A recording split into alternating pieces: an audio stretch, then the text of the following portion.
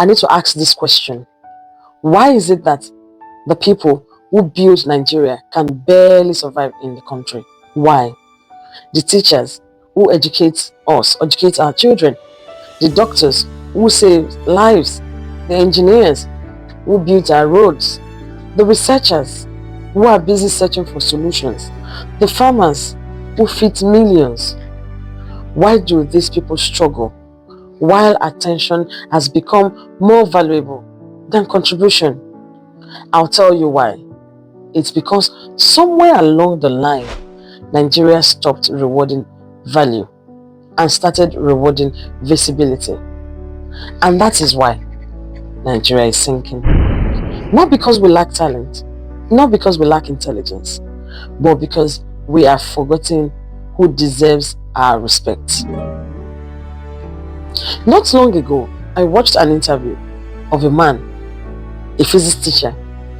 He was asked, why is he doing the also jobs that he was doing? He said, oh, the job could not feed his family again.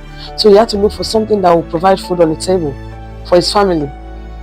That sentence stayed with me because it wasn't just about one man. What he said, it wasn't just about him. It was about an entire country. If a teacher spends every day worrying about rent, school fees, transport, and feeding his children, how can we expect him to give his best when in front of the children? I've heard stories of teachers earning salaries that barely cover transport to work, as little as 20,000 naira.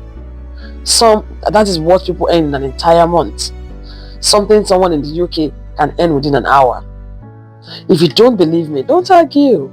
Go and make your research. Ask the people teaching your children. Then ask yourself, can a nation really expect excellence while treating its educators like this? Because here is the uncomfortable truth. When a nation underpays its teachers, what it is doing invariably is underinvesting in its own future. Our future is surely our children, but when the teachers are not properly paid, what do we think will become of those children? Mind you, the salary isn't even the biggest problem I have here. The real problem is what those salaries reveal about our country. They reveal what we truly value. Today, fame travels faster than wisdom. Popularity speaks louder than confidence. And somehow along the line, we stopped asking, what have you contributed? And then we started talking about, how many followers do you have? How popular are you? That shift is more dangerous than we realize because it has created something wisely described perfectly as the Olodo Uprising. Hold on. I don't want you to misunderstand this. This isn't about mocking people who didn't attend university. No, far from it. Because education and intelligence are not the same. They are not the same thing. Some of our wisest people in Nigeria never earned degrees. This is far more about something that is more deepening. A society that increasingly rejects its expertise, dismisses knowledge, mocks critical thinking, and mistakes confidence for competence. What do you think will become of that nation? If you don't believe me, just spend 5 minutes online. Just 5 minutes and watch how quickly fact loses focus. You will see people arguing with experts as if they know what they are talking about. You will see people speak with absolute certainty even when they have no clue. We now live in a culture where the loud often matters more than the right people. That is exactly the Olodo Uprising. And mind you, it didn't begin today. It began when we neglected education, when classrooms deteriorated, when teachers became underpaid, when children started hearing school na scam, and it continued when survival replaced purpose. Because when people are hungry, entertainment becomes escape, quick money becomes a dream, patience becomes foolishness, and gradually we replaced builders with celebrities, thinkers with influencers, knowledge with popularity. Tell me, where are our researchers today? Where are our inventors? Where are our academicians? Where are the innovators? Many are still here, working quietly, underfunded, undervalued, ignored. Others have left abroad, not because they hate Nigeria, but because another country recognized their value. They jackpot to different countries such as the UK, Canada, America. They are everywhere. The same Nigerian lecturer becomes appreciated. The talent didn't appear abroad. It has always been there. Nigeria simply failed to value it. Look at our doctors, our teachers, our nurses, our engineers, our researchers, our security personnel. These are the people every successful nation protects. Without them, nothing works. Yet, too many of them are struggling simply to survive.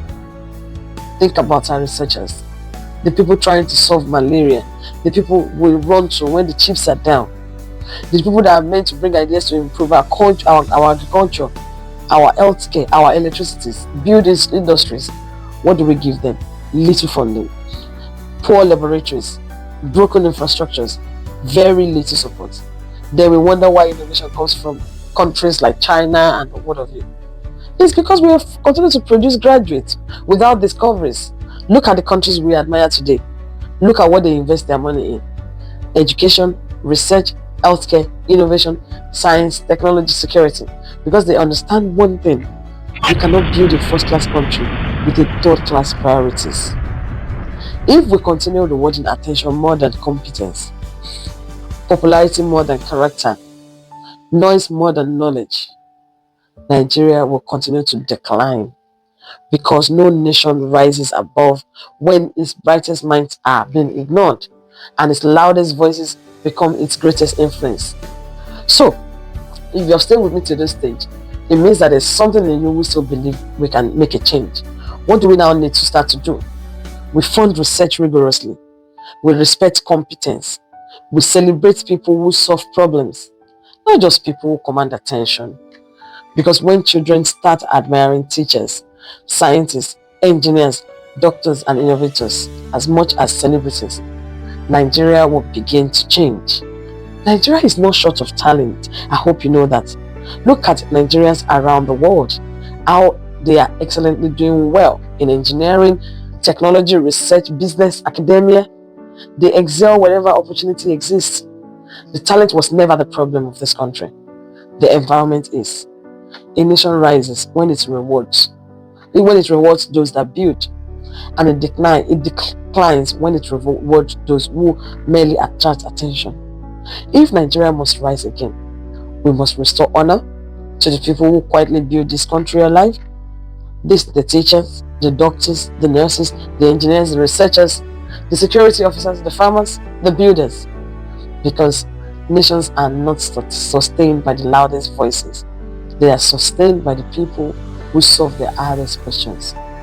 Nigeria will rise again, but only when we stop celebrating noise and start celebrating value. Don't see this as a motivation alone.